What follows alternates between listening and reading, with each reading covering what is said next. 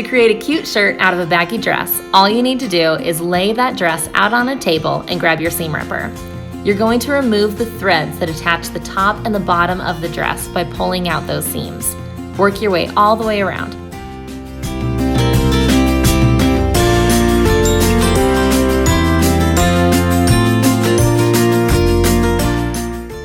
Once you're done ripping out all the seams that hold the top and the bottom and the elastics of your dress together, separate your pieces and lay them flat on your table.